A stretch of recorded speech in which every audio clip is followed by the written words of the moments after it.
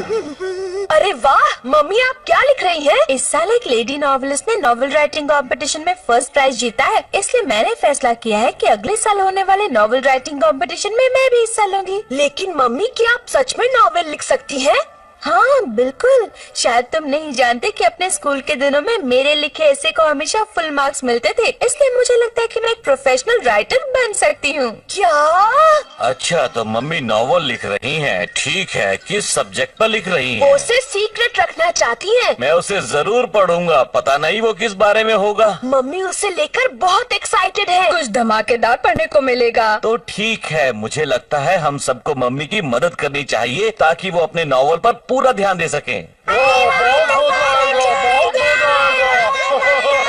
मैं बिल्कुल तैयार हूँ पापा।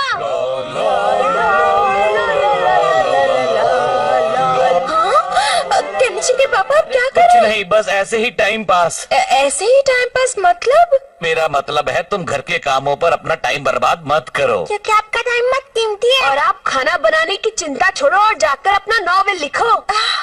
ओह शुक्रिया, तुम सब लोग मेरा कितना ध्यान रखते हो।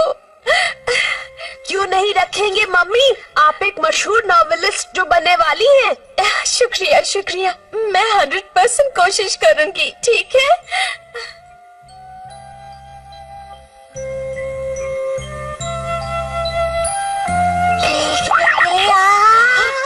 शोर मत करो।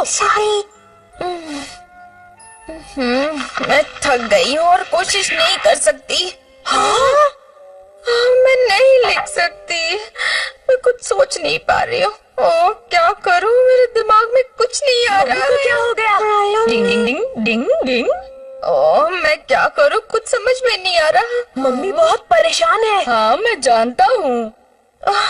क्या लिखूं, किसके बारे में लिखूं? क्या नॉवेल लिखने के लिए कोई निंजा टेक्निक नहीं होती है? लेकिन राइटिंग के लिए ऐसी कोई निंजा टेक्निक नहीं होती केनिची।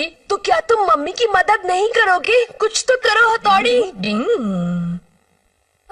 आखिर मेरे दिमाग में कुछ क्यों नहीं आ रहा है? नॉवल लिखने की तो कोई निंजा टेक्निक नहीं होती, लेकिन मैं एक ऐसी टेक्निक जानता हूँ जिससे राइटर के दिमाग में आइडिया डाला जा सकता है। अरे वाह, इससे हमारा काम हो जाएगा। ठीक है। डिंग डिंग।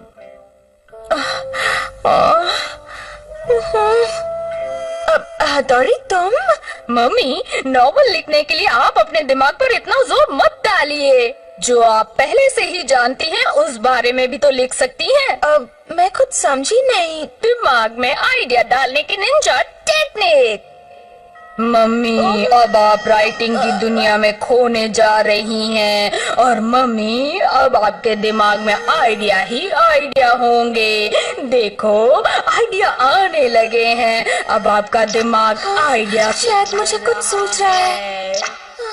बहुत अच्छे, अब आप आराम से नॉवल लिख सकती हैं। हाँ सही कहा, मैं लिखने जा रही हूँ। प्लान कामयाब हो गया। हाँ लगता तो यही है।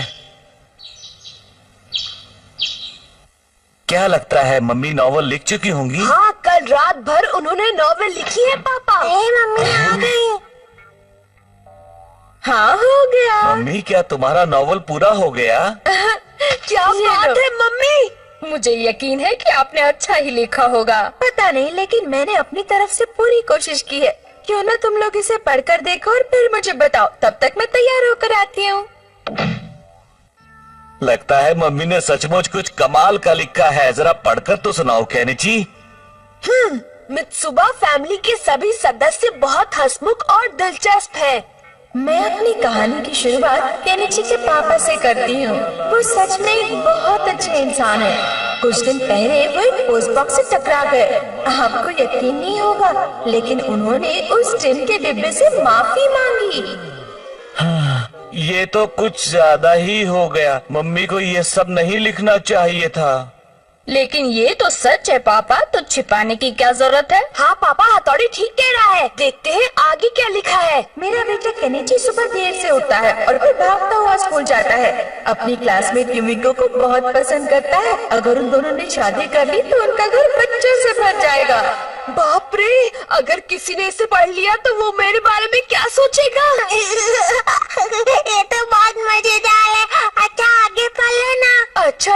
शिंजो। शिंजो एक नंबर का पेटू है। अभी कुछ दिन पहले ही उसने 10 कप आइसक्रीम खाई थी, जिससे वो बीमार हो गया और काफी दिनों तक बिस्तर पर पड़ा रहा। मम्मी को ये नहीं लिखना चाहिए था। लेकिन ये तो सच है शिंजो। चलो आगे पढ़ता हूँ। और हमारा प्यारा डॉगी शिशिमानो, वो हाई वोल्टेज में खर्राटे मारता है। उसके खर्राटों से हमारे घर का सामान ठीक वैसे ही हिलने लगता है जैसे भूकंप आने पर हिलता है, लेकिन फिर भी उसकी नींद नहीं नहीं, ये गलत है। मैं खर्राटे नहीं मारता हूँ। तुम तो सोए रहते हो, तुम्हें अपने खर्राटों की आवाज कैसे सुनाई देगी? वो तो मम्मी ने देखा, इसलिए उन्होंने अपने नॉवेल में लिख दिया। पता नहीं मम्मी ने तुम्हारे बारे में क्या लिखा है हथौड़ी। देखो, मैं जानता हूँ, मम्मी ने मेरी तारीफ ही लिखी होगी, सिर्फ मेरी तारीफ। हो सकता है तुम सही हो, अभी पता चल जाएगा।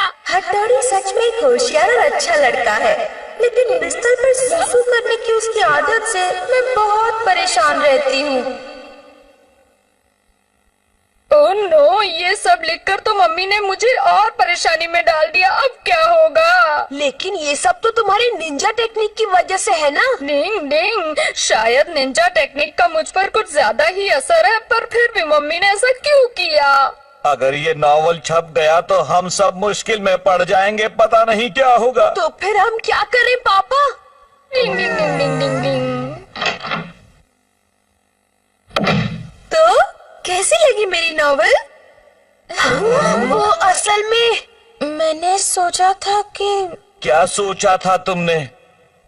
अभी कुछ देर पहले मुझे ऐसा लगा कि नॉवेल लिखना मेरे बस की बात नहीं है, इसलिए मैंने फैसला किया है कि मैं उस कंपटीशन में हिस्सा नहीं लूंगी।